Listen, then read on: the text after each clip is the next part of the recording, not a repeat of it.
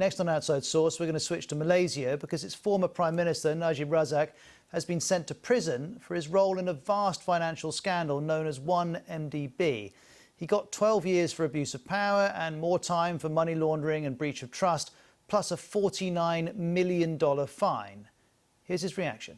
This is definitely not the end of the world because there's a process of appeal and we hope that we would be successful there. Mr. Razak was also found to have received a payment of nearly $10 million from this state fund, but frankly, that's nothing compared to the scale of the story. 1MDB was a sovereign wealth fund that was set up by Najib Razak in 2009 when he was Prime Minister. The idea, we were told, was to boost Malaysia's economic development by investing state revenues from oil and other exports. But Malaysian and US authorities now allege that, in fact, $4.5 billion were illegally diverted, and the allegations touch individuals and companies. Last week, Goldman Sachs reached a $3.9 billion settlement with the Malaysian government for its role in the fund. The deal resolves charges that the bank misled investors while raising money for the fund. Prosecutors also maintain individual bankers from Goldman Sachs and elsewhere were involved in the theft, and they claim the stolen money was used for a vast array of things, from a super yacht to a private jet to works of art and even the film The Wolf of Wall Street. Well, while Najib Razak plans his appeal, he still faces more charges, and while the process of justice continues, the political ramifications continue too. Here's the BBC's Jonathan Head. This is a dramatic fall for a man once at the pinnacle of power in Malaysia, who seemed untouchable, even as one of the world's biggest financial scandals swirled around him.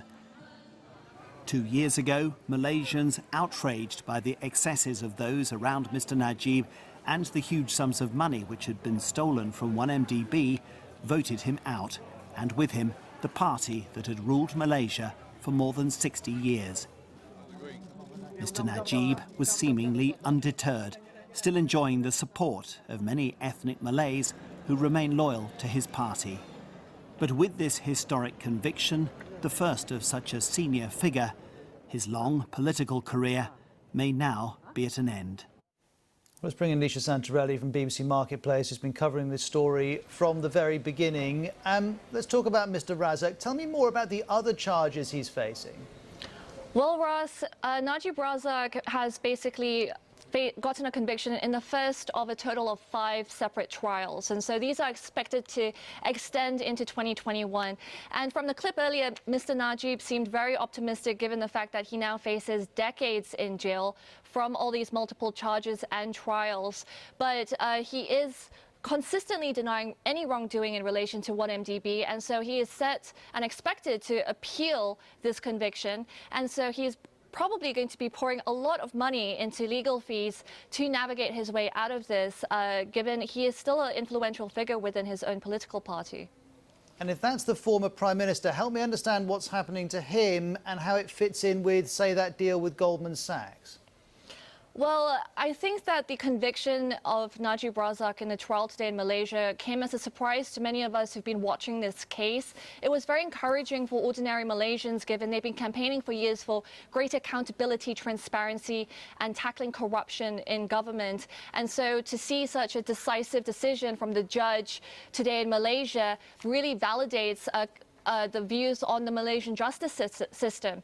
Last week, we also were actually taken quite aback by the settlement that Goldman Sachs reached with the Malaysian authorities. If you remember, originally the Malaysian finance minister was asking for Goldman Sachs to stump up $7.5 billion.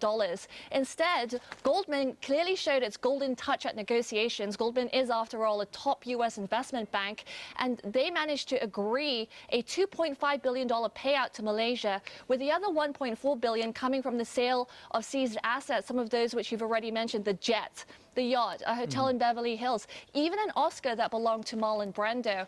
And so I think when it comes to the next step of the case, people are really watching to see what happens between Goldman Sachs and the US Department of Justice, which has also been pursuing its own investigation. 1MDB, even though it was a Malaysian state fund, really turned into a huge global financial scandal with multiple investigations in different jurisdictions like Singapore, Switzerland, and the US. And so that's the next thing we'll all watch watching out for whether Goldman is able to reach a settlement with the DOJ and avoid its first ever criminal charges against them. And meanwhile, is it right that the authorities are still seeking various individuals in connection with this? I feel like we talked about this every couple of months, but the search still goes on in some cases.